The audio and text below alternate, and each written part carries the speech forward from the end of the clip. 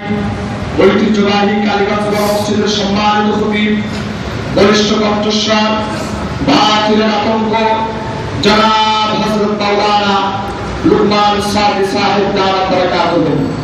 আমি আমার মসজিদ কমিটির পক্ষ থেকে, আমবাগিচা মুসল্লিদের পক্ষ থেকে এবং সকল শ্রোতাবৃন্দের পক্ষ থেকে হযরতকে তার মূল্যবান বক্তব্য পেশ করার জন্য সবিনয় অনুরোধ করছি।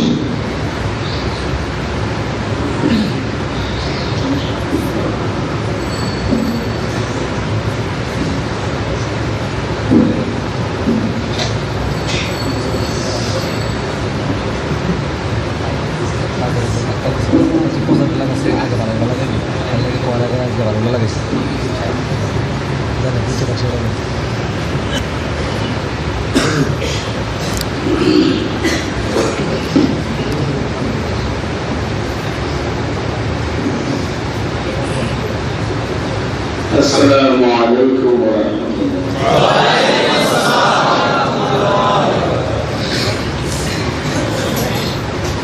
الحمد لله نحمده ونستعينه ونستغفره ونؤمن به ونتوكل عليه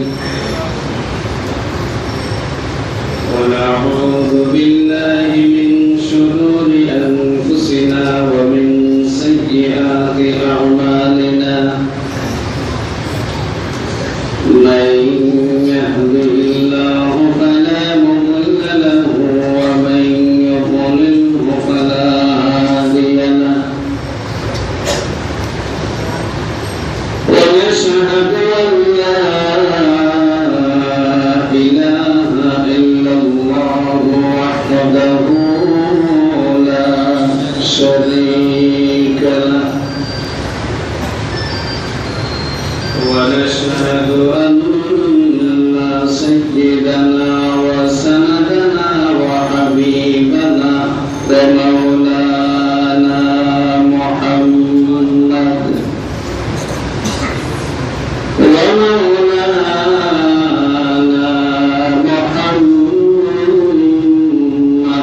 عبده ورسوله صلى الله تعالى عليه وعلى آله وأصحابه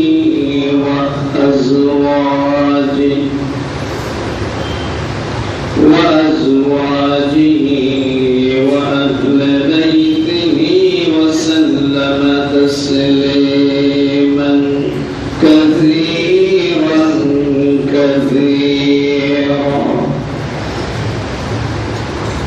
أما بعد فأعوذ بالله من الشيطان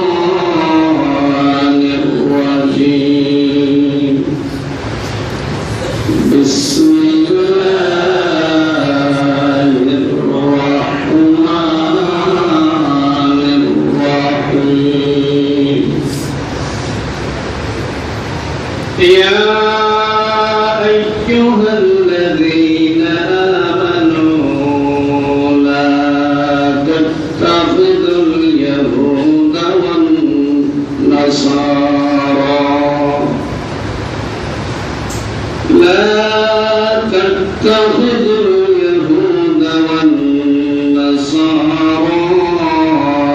أولياء بعضهم أولياء بعض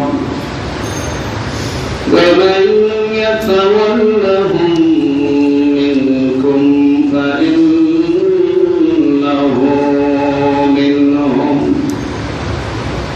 إن الله لا يهدي القوم الظالمين.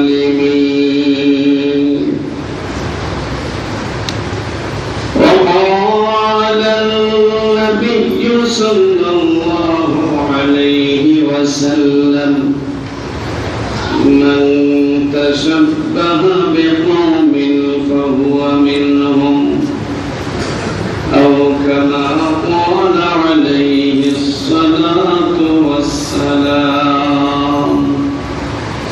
بارك الله لنا ولكم في القرآن العظيم ونفعنا وإياكم بالآيات والذكر الحكيم. اللهم صل على محمد وعلى آل محمد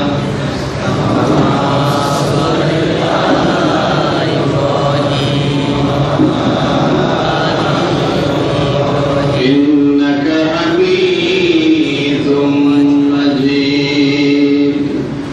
اللهم بارك على محمد وعلى آل محمد كما باركت على إبراهيم وعلى آل إبراهيم إنك حميد مجيد. يا رب صل وسلم دائما أبدا على حبيبك ونبيك خير الخلق كلهم. هو الحبيب الذي ترجى شفاعته لكل هول من الأهوال مقتحم. بلغ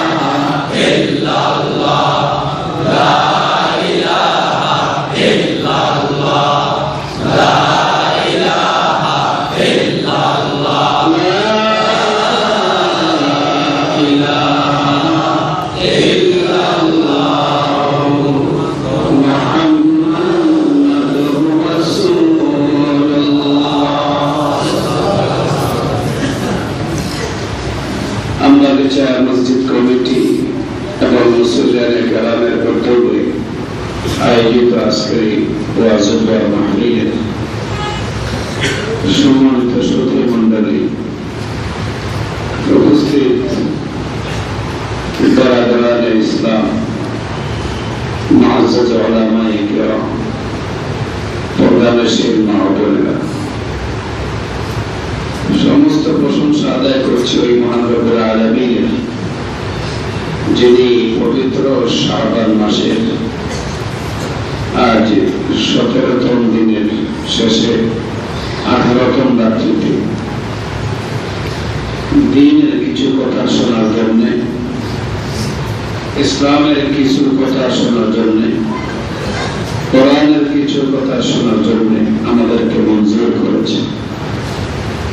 দিনের বেলা জুমা আদায় করেছি, রাতের বেলা কোরআনের মজলিসে বসেছি। এই যে তৌফিক আল্লাহ পাক দিলেন, এজন্য তার শুকরিয়া আদায় করে বলি আলহামদুলিল্লাহ।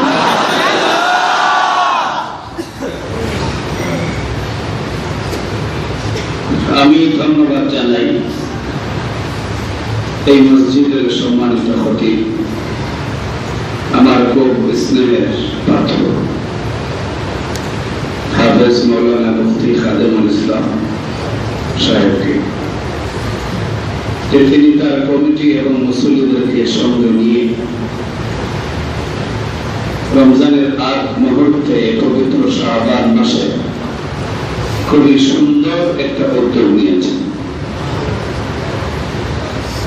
তিনি আপনাদের কাছে জানতে চেয়েছেন এই যে প্রোগ্রামটা তিনি করেছেন ইতিবাচক নাকি না হওয়া দরকার ছিল। আপনারা বলেছেন হওয়া দরকার। উনি যখন বললেন তখন আপনারা বলেছেন হওয়া দরকার। আমার তো মনে হয় আরো এক কদম সামনে অগ্রসর হয়ে আমাদের সকলের জন্যই এই কথা বলা উচিত যে খতিব সাহেব প্রয়োজনে 3 মাস পর পর এমন অনুষ্ঠান হোক, জান মাল সময় দিয়ে আমরা সব সময় আপনাদের পাশে থাকতে প্রস্তুত। এমনটাই করতে হবে। আর না হয় বাতিল ফেরকা যারা ভণ্ড বদমাইশরা এদের ভিত কাঁপবে না। এই কেরানীগঞ্জের বুকে হকপন্থী ওলামায়ে কেরামের যেমন রয়েছে এক বিশাল ঐতিহ্য, ঠিক তেমনি ভাবে কিছু কুলাঙ্গার, কিছু ভণ্ড পীরের মুরিদানরাও আছে।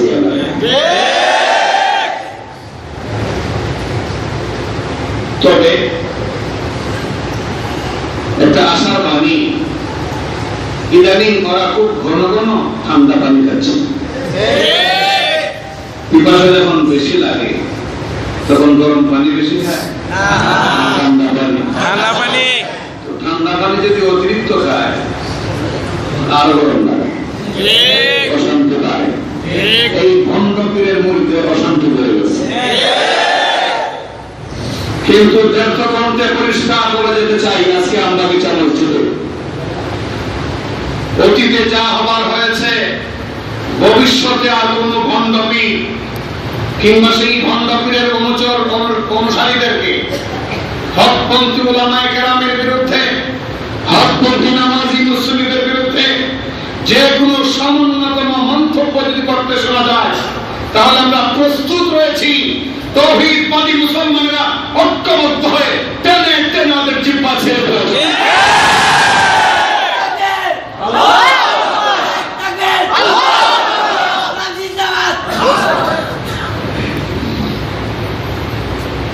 এমন অভিনব কায়দায় ভণ্ডরা তাদের প্রচারণা চালাচ্ছে।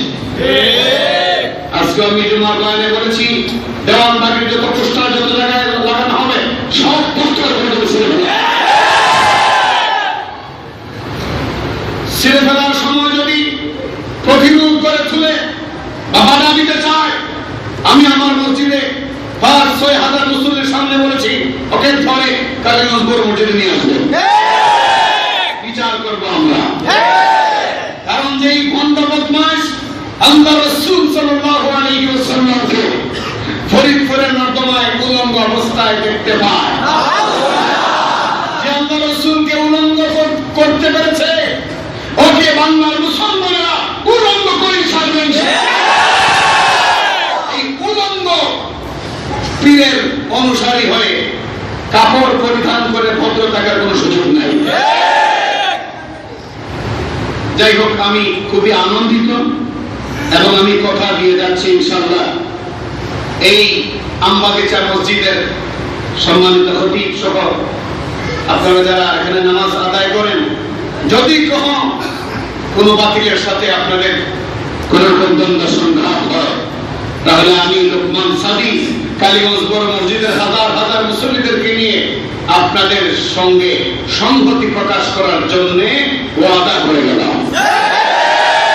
এরপরও ভয় পাবেন না, এরপরও ভয় পাবেন না। গত কিছুদিন আগে পাশের এই মাঠে আমি বয়ান করে গিয়েছি, ভণ্ড পীরের আলামত সম্পর্কে আমার আলোচনা ছিল। ওই আলোচনা নাকি কারো কারো হজম হয় নাই, আলোচনা বড় হজম হয়েছে। এই কারণে রাস্তার মোড়ে মোড়ে দাঁড়িয়ে মন্তব্য করেছে আমাকে নাকি আর কথা বলতে দিবে না। কেরানীগঞ্জ তো ওদের বাবার তালুকদারি নয়। কেরানীগঞ্জে সমস্ত মানুষ যারা বসবাস করে সবার অধিকার আছে। যখন খেলা শুরু হবে তখন খেলা সামলানো কঠিন হয়ে যাবে। তো যাই হোক, আমি আপনাদের সামনে খুব লম্বা চড়া আলোচনা করব না। এতক্ষণ পর্যন্ত আপনারা আলোচনা শুনেছেন আমার শ্রদ্ধেয় বড় ভাই, আমি যাকে বড় ভাই বলেই মনে করি, হযরত মাওলানা আবুল খায়ের নাদুরি দামাত বারাকাতুহু, আপনাদের ইমাম সাহেবের সম্মানিত পিতা।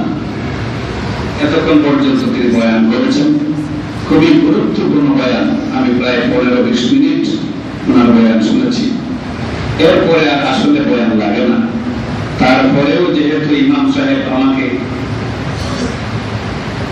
মঞ্চে বসিয়ে দিয়ে গেছেন, এই জন্য কয়েকটি কথা বলতেই হয়। সংক্ষিপ্ত কিছু আলোচনার উদ্দেশ্যে আমি আপনাদের সামনে আল্লাহর পবিত্র কালামের সূরা মাইদার 51 নম্বর আয়াতটি তেলাওয়াত করেছি। এই আয়াতটির মধ্যে আল্লাহ পাক রব্বুল আলামিন আমাদেরকে টার্গেট করে, আমরা যারা ঈমানদার, আমরা যারা মুমিন, আমাদেরকে টার্গেট করে একটা নসিহত ও নির্দেশ দিয়েছে। আল্লাহর নির্দেশ কিংবা নসিহত এটা মুমিনের জন্য অনেক বড় নিয়ামত। যে মুমিন আল্লাহর নির্দেশ ও নসিহতকে নিয়ামত মনে করবে না, সে মুমিন থাকতে পারবে না, সে মুনাফিক হয়ে যাবে। মহান রব্বুল আলামিন এই আয়াতের মধ্যে ইরশাদ করেন, ইয়া আইয়ুহাল্লাযীনা আমানু, হে ঈমানদারেরা, লা তাত্তাখিযুল ইয়াহুদা ওয়ান নাসারা আউলিয়া। হে ঈমানদারেরা, ইহুদি এবং খ্রিস্টানদেরকে তোমরা বন্ধু রূপে গ্রহণ করো না। আল্লাহর কথা সাপোর্ট করেন তো? কথাটা আল্লাহ ঠিক আছে? ইয়া আইয়ুহাল্লাযীনা আমানু, হে ঈমানদারেরা, লা তাত্তাখিযুল ইয়াহুদা ওয়ান নাসারা আউলিয়া। তোমরা ইহুদি এবং নাসারাদেরকে, ইহুদি এবং খ্রিস্টানদেরকে বন্ধু রূপে গ্রহণ করো। কারণ কি? বন্ধু রূপে গ্রহণ করলে সমস্যা কোথায়? আছে না? নাই? ইয়া আইয়ুহাল্লাযীনা আমানু লা তাত্তাখিযুল ইয়াহুদা ওয়ান নাসারা আউলিয়া বা'দুহুম আউলিয়াউ বা'দ। আল্লাহ বলেন বা'দুহুম আউলিয়াউ বা'দ। ইহুদি নাসারারা এরা একজন আরেকজনের বন্ধু। এরা কখনো মুসলমানের বন্ধু নয়। وَمَن يَتَوَلَّهُم مِّنكُمْ فَإِنَّهُ مِنْهُمْ। তোমাদের মুসলিম সমাজ থেকে কোন ঈমানদার মুমিন ব্যক্তি যদি তাদের কারো সাথে বন্ধুত্ব স্থাপন করে, তাহলে সে তাদেরই অন্তর্ভুক্ত হবে। সে তাদেরই অন্তর্ভুক্ত। কথাগুলো খুব মনোযোগ দিয়ে শুনেন, গতানুগতিক ওয়াজ করতেছি না, একটা আয়াতের সংক্ষিপ্ত তাফসীর আপনাদের সামনে পেশ করছি। আল্লাহ পাক বলেন, এরা একজন আরেকজনের বন্ধু, এরা তোমাদের বন্ধু না। আর তোমাদের মধ্য থেকে কেউ যদি তাদের সাথে বন্ধুত্ব স্থাপন করে, তাহলে সে ওই ইহুদি খ্রিস্টান বলেই বিবেচিত হবে।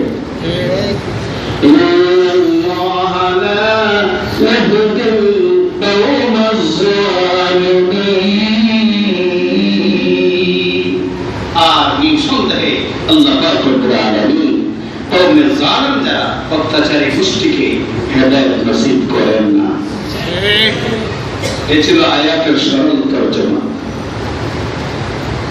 এই আয়াতের একটা চমৎকার শানে নজরুল আছে। শানে নজরুলটা বুঝতে পারলে আয়াতের বিষয়বস্তু আমাদের সামনে একদম পরিষ্কার হয়ে যাবে। অনেকের চোখ লাল হয়ে আসছে, কারণ শুক্রবার দিন, ছুটির দিন, আসলে একটু ঘুমানো উচিত, একটু আরাম রেস্টের প্রয়োজন, এটা আমরা বুঝি। এরপরেও যেহেতু সওয়াবের মৌসুম চলছে, সিজন চলছে, এখন সওয়াব ইনকামের মৌসুম চলছে, এজন্য মৌসুমে অনেক সময় ঈদের আগে অনেক ব্যবসায়ীরা ৩-৪ রাত পর্যন্ত না ঘুমায় কাটায়। যখন টাকার বান্ডিল গুলো দেখে তখন ঘুম টুম সব উধাও হয়ে যায়। ৩-৪ রাত ঘুম না হওয়ার পরেও খুব আনন্দ, মনের ভিতরে খুব আরাম, আয়েশ, বাসায় গেল মিজাজ ভালো, কারণ বান্ডিল সাথে। এখন সওয়াবের মৌসুম চলছে, যদিও একটু ঘুমের ব্যাঘাত করছে, সামান্য কয়েক মিনিট বসার পর করতে বিশাল বান্ডিল সওয়াবের হয়ে যায়। বিশাল দফতর যদি সওয়াবের খুলে যায়, লাভ না লস। আরেকটা আওয়াজ দিয়ে বলি লাভ না। সুতরাং আজকে যদি আধা ঘন্টা পর আমাদের ঘুমানোর প্রয়োজন হয়, আর এর এক পর্যন্ত বয়ান শুনি, কোনো আপত্তি আছে? এত কষ্ট করে, মহব্বত করে, ভালোবেসে এই মসজিদের কর্তৃপক্ষ আপনাদের জন্য এই মাহফিলের আয়োজন করেছেন। সুতরাং তারা এত কষ্ট করতে পারলেন, আবার আপনাদের জন্য নাকি কিছু তাবারুকের ব্যবস্থা আছে। মাশাআল্লাহ, অনেক কিছু মনে হচ্ছে শুনে না, খারাপ কি? আলহামদুলিল্লাহ, কিছু তাবারুকের ব্যবস্থা আছে এবং সেটা নাকি আমাকে এখানে বসাই দেওয়া হবে। সুতরাং গ্যারান্টি আছে। সুতরাং একটু ঘুম যদি কম হয় না, বুঝতে আছে।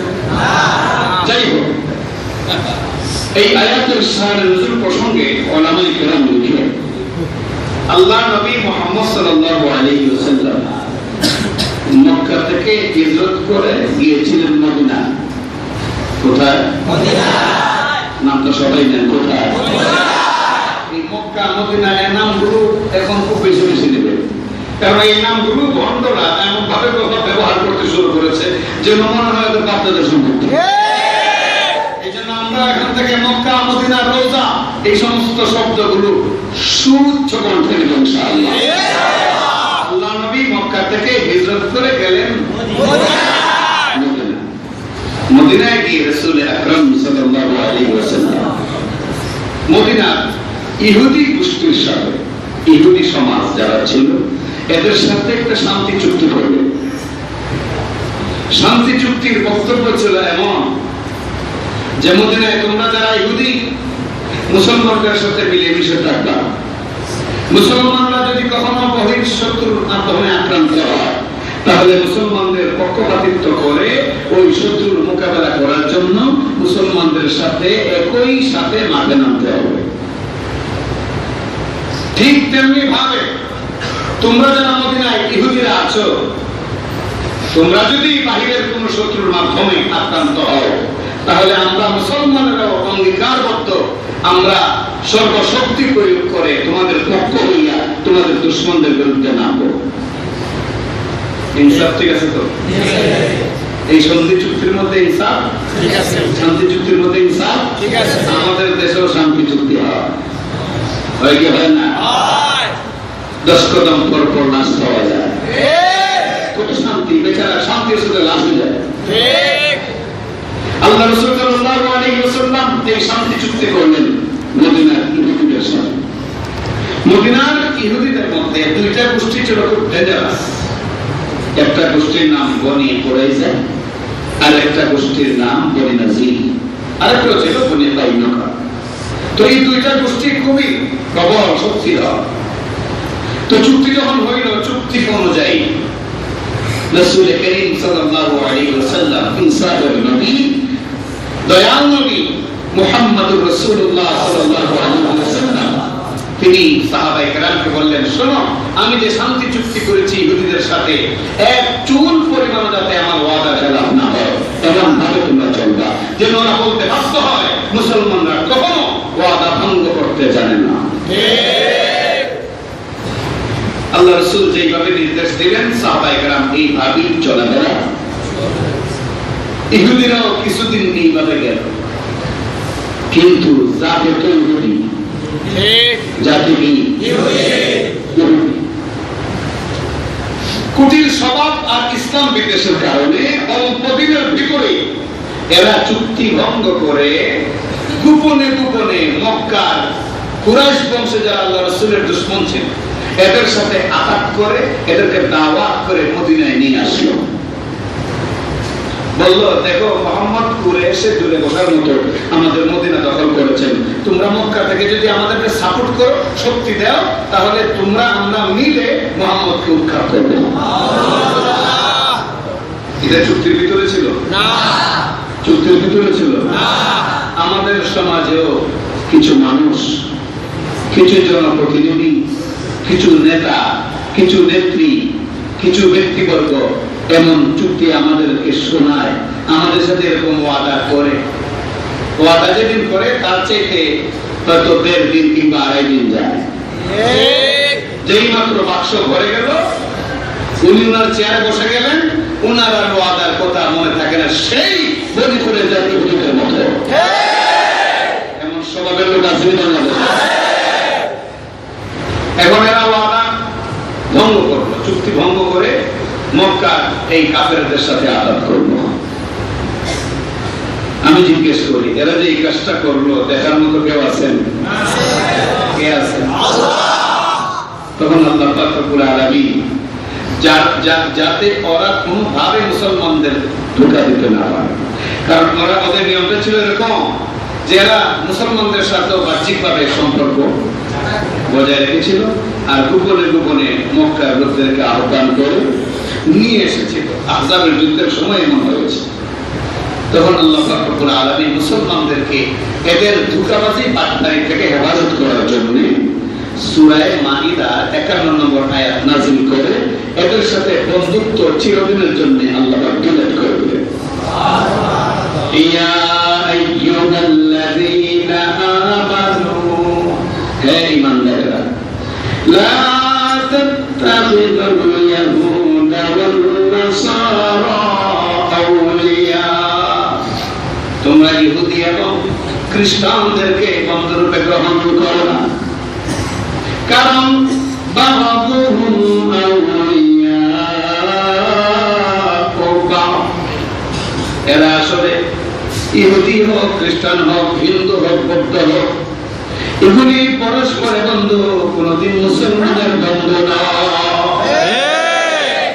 وَمَنْ يَتَوَلَّهُمْ مِنْكُمْ فَإِنَّهُ مِنْهُمْ, তোমাদের কোন মুসলমান 10 বার হজ করার পরেও, লম্বা পাঞ্জাবি পরিধান করার পরেও, বিশাল টুপি দেওয়ার পরেও মুসলমান মুসলমান বলে দাবি করতে করতে মুখে ফেনা তুললেও তার মধ্যে যদি ইহুদি খ্রিস্টানদের কোন সামঞ্জস্যতা পাওয়া যায়, ইহুদি খ্রিস্টানদেরকে যদি বন্ধুরূপে গ্রহণ করে, তাহলে 1000 বার হজ করলেও সেও ইহুদি খ্রিস্টান,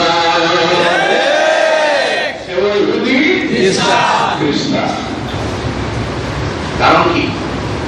কারণ হলো মুনাসাবাত যখন অর্জন করেছে তখন সে যে এটাকে ঘৃণা করে বোঝার কোন সুযোগ নাই। এই জন্য লেংটাপের পিছনে যারা ঘুরে, এদের পরনে কাপড় থাকলো এরা লেংটা, এদের পিছনে কাপড় থাকলো লেংটা। কারণ লেংটাকে যেহেতু সমর্থন করছে, ওদের কাপড়ের কোনো মূল্য নেই। ঠিক তেমনি ভাবে ইহুদি খ্রিস্টানদের চালচলন, ইহুদি খ্রিস্টানদেরকে বন্ধুরূপে কেউ যদি গ্রহণ করে, 1000 বার মুসলমান দাবি করতে পারে, নামটাও মুসলমানি নাম হতে পারে, এরপরেও 100% একদম খাঁটি ইহুদি। এমন নামধারী মুসলমান, মুসলমান নামধারী ইহুদি খ্রিস্টান বাংলার জমিনে আছে না?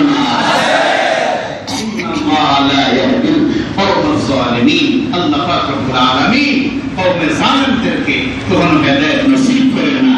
আল্লাহ বলেন ইহুদিরা জালিম, খ্রিস্টানেরা জালিম, মুশরিকরা জালিম, সুতরাং এদের কপালে হেদায়েত নেই। আমার মনে ভাইরা, আল্লাহ বলছেন ইহুদি খ্রিস্টানদেরকে তোমরা বন্ধুরূপে গ্রহণ করো। এখন ইহুদি খ্রিস্টান কারা, এদের পরিচয়টা তো পাওয়া যাবে না। পরিচয় না পেলে শুধু ইহুদি ইহুদি খ্রিস্টান খ্রিস্টান বলতে হবে না। এদের 2টা পরিচয় আছে। কয়টা পরিচয়? 2টা। একটা হলো বংশগত পরিচয় আর একটা হলো ধর্মীয় পরিচয়। বংশগত পরিচয়ের দিক থেকে এদের পরিচয়টা হলো, আপনারা জানেন আমাদের নবী মুহাম্মদ সাল্লাল্লাহু আলাইহি ওয়াসাল্লাম এই পৃথিবীতে আসার কয়েক হাজার বছর আগে একজন পয়গম্বর এসেছিলেন, তার নাম ইব্রাহিম খলিলুল্লাহ। নাম শুনছেন? অবস্থা দৃষ্টি মনে হয় নামটা মনে হয় খুব কম শুনছেন। ইব্রাহিম আলাইহিস সালাম আমাদের কি কিসের পিতা? আওয়াজ করে বলুন, কিসের পিতা? মুসলিম মিল্লাতে জাতির পিতা ইব্রাহিম আলাইহিস সালাম।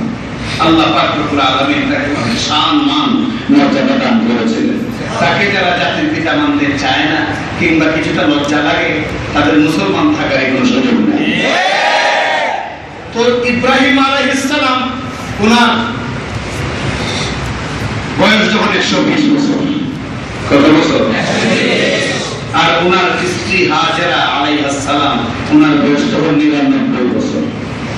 এতদিন পর্যন্ত কোন সন্তানাদি হয় না। অনেক কান্নাকাটির পর আল্লাহ পাক রব্বুল আলামিন হাজেরার 99 বছর বয়সে আল্লাহ পাক রব্বুল আলামিন ইব্রাহিম আলাইহিস সালামের পৌরুষে ইসমাঈল আলাইহিস সালামকে আল্লাহ পাক দান করলেন। সুবহানাল্লাহ। ইব্রাহিম আলাইহিস সালামের বড় সন্তান ইব্রাহিম আলাইহিস সালাম। এদিকে ইব্রাহিম কিন্তু নিজে নবী, ইসমাঈল আলাইহিস সালাম তিনি তার প্রথম সন্তান, আল্লাহর অশেষ মেহেরবানিতে উনিও নবী। সুবহানাল্লাহ। এরপরে আরেকজন সন্তান লাভ করলেন, তিনি তার নাম ইসহাক আলাইহিস সালাম। তার নাম কি? ইসহাক আলাইহিস সালাম। এই ইসহাক আলাইহিস সালাম তিনিও নবী। সুবহানাল্লাহ। এই ইসহাক আলাইহিস সালামের ঘরে একজন সন্তান আসলো, তার নাম ইয়াকুব আলাইহিস সালাম। তিনিও নবী। নবীর পরিবার, নবীর ফ্যামিলি, নবীর পরিবার। তো এই ইয়াকুব আলাইহিস সালামের ডাক নাম, উপাধি ছিল ইসরাঈল। কি নাম ছিল? ইসরাঈল। এই ইয়াকুব আলাইহিস সালামের বংশধর যারা, এদেরকেই বলা হয় বনি ইসরাঈল। এবার বুঝছেন তো? এদেরকেই বলা হয় বনি ইসরাঈল। আর এই বনি ইসরাঈল থেকে ইহুদি খ্রিস্টান দুটো শাখার জন্ম। দুটো শাখার জন্ম।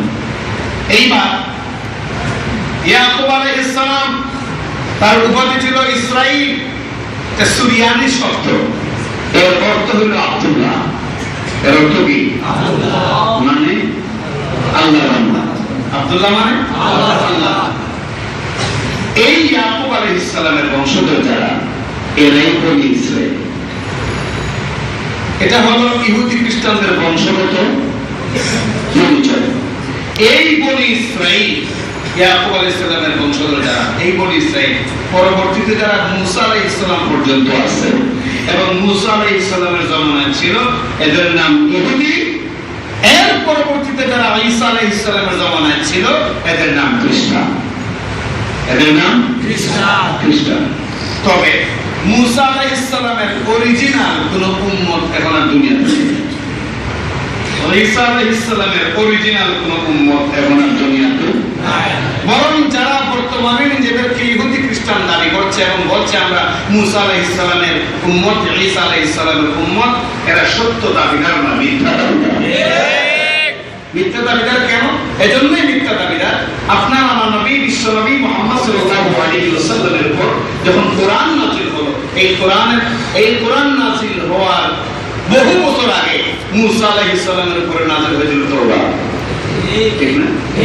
ঈসা আলাইহিস সালামের উপর নাযিল হয়েছিল ইনজিল। এই তাওরাত আর ইনজিল উভয় কিতাবে আল্লাহ পাক পরিষ্কার করেছেন আখিরি জামানায় একজন পয়গম্বর আসবে, সে হবে হাবিবুল্লাহ, আমার হাবিব মুহাম্মদ সাল্লাল্লাহু আলাইহি ওয়াসাল্লাম। তিনি যখন আসবেন এবং তার ইসলাম যখন দুনিয়াতে আসবে এবং তার উপরে যখন কোরআন নাযিল হবে, তখন এই তাওরাত, ইনজিল এবং এর অনুসারীদের কোনো আর দাবি চলবে না, সব বিলুপ্ত হয়ে যাবে। তখন একমাত্র ইসলাম আর ইসলামের নবী মুহাম্মদ সাল্লাল্লাহু আলাইহি ওয়াসাল্লাম এবং ইসলামের কিতাব কোরআনের কথাই চলবে। আল্লাহর কিতাব বলতে আর কোনো কিতাব বাকি থাকবে না। এই বক্তব্য তাওরাতও ছিল, ইনজিলও ছিল। আমরা চ্যালেঞ্জ করে বলতে পারি বর্তমান জগতের বর্তমান দুনিয়ার ইহুদি খ্রিস্টানদের হাতে অরিজিনাল তৌরাত কিংবা ইনজিলের কোনো কপি নাই। বাইবেল নামে যে পুস্তককে তাদের ধর্মীয় পুস্তক বলে চালিয়ে দিতে চায়, এটা আসলে ধর্মীয় পুস্তক নয়, বরং ইতিহাস তালাশ করে দেখুন। বর্তমান আধুনিক বিশ্বের এক ফরাসি বৈজ্ঞানিক ডক্টর মরিস বুকাইনি একটা বই লিখেছেন, খুবই আচানক একটা বই, জগৎ বিখ্যাত বই, the Bible, the Quran and the science. এই বইয়ের মধ্যে তিনি পরিষ্কার ইতিহাস তুলে ধরেছেন। বাইবেল ওরা ধর্মীয় পুস্তক বলে চালিয়ে দিয়েছে বটে, আসলে ধর্মীয় পুস্তক নয়, বরং ঈসা আলাইহিস সালাম এই দুনিয়া থেকে বিদায় হওয়ার 400 বছর পরে পৃথিবীর 4 পণ্ডিত মিলে সম্পূর্ণ মন গড়া ভাবে এই বাইবেল নামক এডিশন তৈরি করেছে। এই বাইবেল নামক এডিশন তৈরি করে এটা মানব সমাজে আল্লাহর কালাম বলে চালিয়ে দিয়েছে। পবিত্র বাইবেল এই শব্দটাকে যদি কোনো মুসলমান উচ্চারণ করে যে পবিত্র বাইবেল, তার ঈমান তার জন্য বেঈমান হয়ে যাবে। এবং মুসলমানদের সমাজে কোন ইহুদি খ্রিস্টান পবিত্র বাইবেল কিংবা বুক অফ দা গড, আল্লাহর বই বলে যদি বলে, আর কোন মুসলমান শুনে কোন প্রতিবাদ যদি না করে, তার কবিরা গুনাহ হবে। সুতরাং বাইবেল কোন আল্লাহর কিতাব নয়, বরং 4 পণ্ডিতের মন গড়া কিতাব। এই হলো তাদের বংশগত পরিচয় এবং ধর্মীয় পরিচয়। ধর্মীয় পরিচয় কি? মুসা আলাইহিস সালামের জামানায় যারা দাবি করেছিল যে আমরা মুসার উম্মত, এখনো যারা দাবি করে আমরা মুসার উম্মত, অথচ কোরআন মানে না, আল্লাহর নবী মুহাম্মদ সাল্লাল্লাহু আলাইহি ওয়াসাল্লামকে মানে না, এরা হলো এই ইহুদি। আর যারা ঈসা আলাইহিস সালামের এই উম্মত বলে দাবিদার, এরা হলো খ্রিস্টান। আচ্ছা, এতক্ষণ যে সংক্ষিপ্ত আলোচনা করলাম, এটা বুঝে থাকলে বলুন তো, এরা কি আসল দাবিদার না নকল দাবিদার? আসল দাবিদার যদি হতো, বর্তমানে কোন খ্রিস্টান থাকতো দুনিয়া না। কারণ তো তাদের কিতাবে ইনজিল আল্লাহ বলছেন যে কোরআন আসলে করে কোরআন মানবা, মুহাম্মদ আসলে করে মুহাম্মদের ধর্ম গ্রহণ করবা। আল্লাহ নবী দুনিয়াতে এসেছেন, কোরআন এসেছে, ইসলাম এসেছে, এরপরে যারা মানে না, বরং নিজেদেরকে খ্রিস্টান আর ইহুদি বলে দাবি করে, বুঝতে হবে একমাত্র হিংসার বিদ্বেষের কারণে যারা এইদিকে ইসলাম গ্রহণ করছে না। হিংসা বিদ্বেষ কোথায়? ইতিহাস গোড়ায় আমরা ফেলে রেখে এসেছি। ওই যে ইয়াকুব আলাইহিস সালাম তার ছেলে, ইসহাক আলাইহিস সালামের ছেলে ইয়াকুব আলাইহিস সালাম, আর ইসহাক আলাইহিস সালাম কার ছেলে? ইব্রাহিম আলাইহিস সালামের দ্বিতীয় ছেলে। আর প্রথম ছেলে কে ছিলেন? ইসমাঈল আলাইহিস সালাম। যখন ইব্রাহিম আলাইহিস সালামের প্রথম ছেলে ইসমাঈল আসলেন দুনিয়াতে, বিয়ে শাদী করলেন, ওনার ঘরে কোনো সন্তানাদি আসে নাই।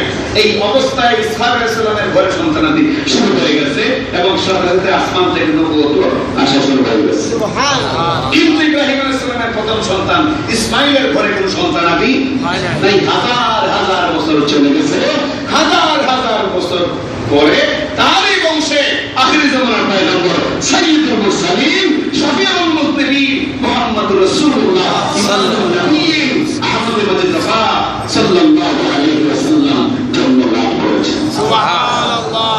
এই হাজার হাজার পয়গম্বর এসেছেন বনি ইসরাইলে, কিন্তু বনি ইসমাইলে এই হাজার হাজার বছরের ভিতরে কি আসে না। সর্বশেষ আসলেন আখিরি জামানার পয়গম্বর।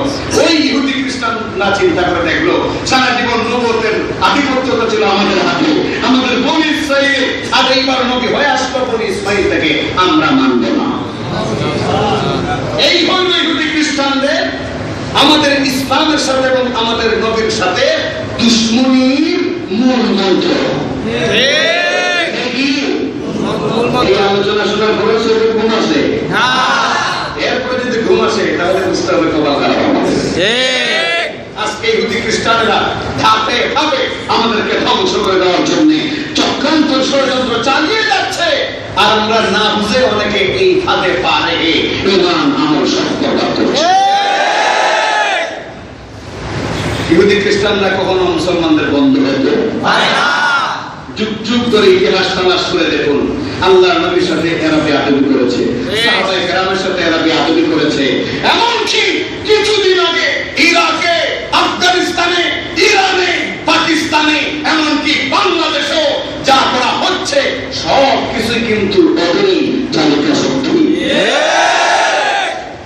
কিছু ওদের নীল নকশা। ইরাকে ছোট্ট ছোট্ট কন্যা শিশুদেরকে নাক কেটে কান কেটে এদেরকে শাস্তি দেওয়া হচ্ছে।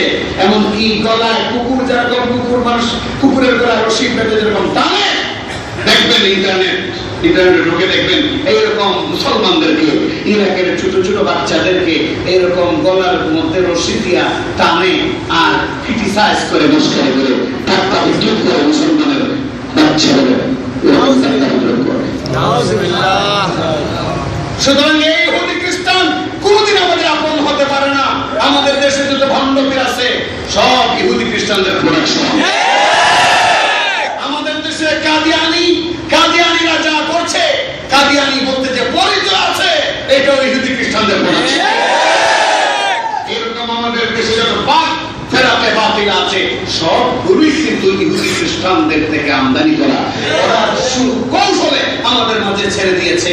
আমার প্রাণের ভাইরা, সুললিত কণ্ঠে, খুব মধুর কণ্ঠে ওয়াজ শোনার দিন এখন আর নয়। এখন বরং আন্দোলনী মনোভাব, সংগ্রামী চেতনা, জাগ্রত মনোভাব নিয়ে ময়দানে যদি জাফায়া না করেন, ওদের ভবিষ্যতে মসজিদ থেকে থাকবে না, সাজদা দেওয়ার জায়গা থাকবে না, রুকু দেওয়ার জায়গা থাকবে না, এমনকি মুসলমান নাম রাখাটাও অপরাধ হয়ে যাবে। এই জন্য আমাদেরকে একটু জাগ্রত হতে হবে। ইহুদি খ্রিস্টান কখন মুসলমানদের বন্ধু হতে পারে না। ইতিহাস তালাশ করে দেখুন, আল্লাহ নবী মুহাম্মদ সাল্লাল্লাহু আলাইহি ওয়াসাল্লামকে মেরে ফেলার চেষ্টা করা হয়েছে বারবার। ঠিক, যখন বদরের যুদ্ধ হলো, যুদ্ধের মধ্যে জানেন মুসলমানদের সংখ্যা ছিল কতজন? 3,000। পরীক্ষা নেই আপনাদের, পরীক্ষা দেখা যায় অনেকই কাঁচা। মুসলমানদের সংখ্যা ছিল 300, কাফেরদের ছিল 1000। আল্লাহর কি মানসা! অত্যাধুনিক অস্ত্র শস্ত্রে সুসজ্জিত থাকার পরেও ঘেরার পালের মতো মুসলমানরা দৌড়েছে। 70টাকে জাহান্নামে পাঠাইছে, আর 70টাকে ওই রকম গলায় রশি বেঁধে মদিনায় নিয়ে বন্ধ করে দিয়েছে। এই যে নির্মম একটা পরাজয়, এটা বরদাস্ত করতে পারে নাই ইসলামের দুশমনরা। তখনকার সময় যারা ছিল বরদাস্ত করতে পারে না। তো মক্কায় বা এক প্রান্তরে দুই লোকের সাক্ষাৎ, এক লোকের নাম উমায়ের আর এক লোকের নাম সাফওয়ান।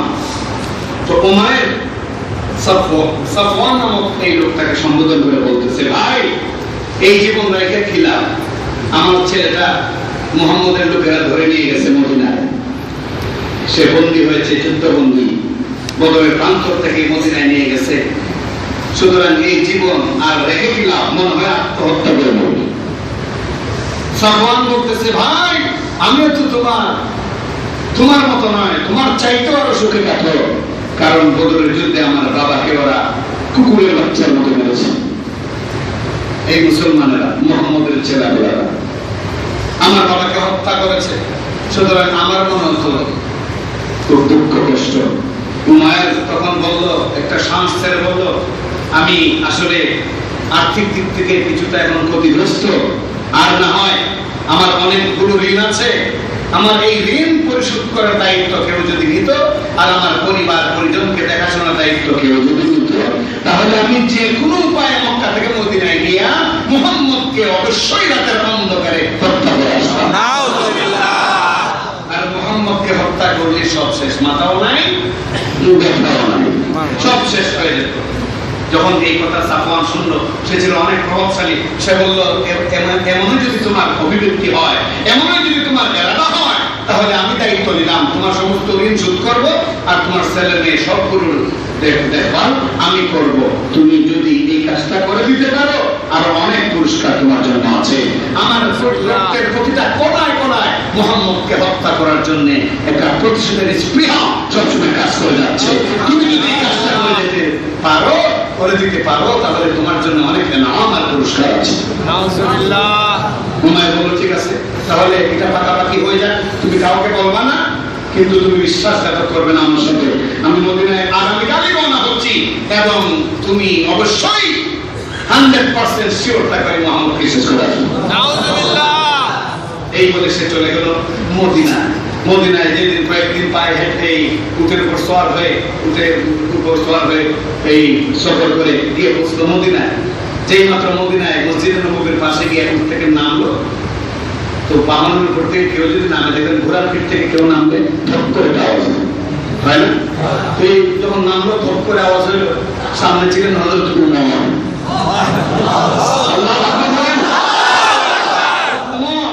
উমর ফারুক রাদিয়াল্লাহু আনহু সত্য এবং মিথ্যার মধ্যে যিনি পার্থক্য নিরূপণকারী, এবং এই পৃথিবীর মধ্যে ফারুক শব্দ পার্থক্যকারী সেই উপাধি সর্বপ্রথম তাকে দেওয়া হয়েছিল।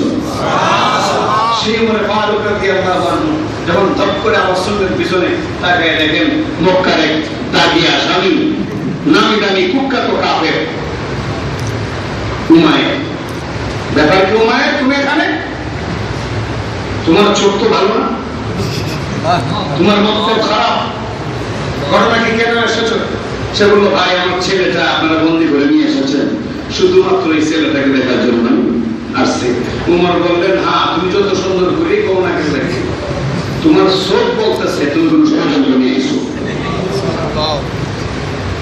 দেখবেন যেগুলো পাতি চোখটার মধ্যে কেমন জানি আছে,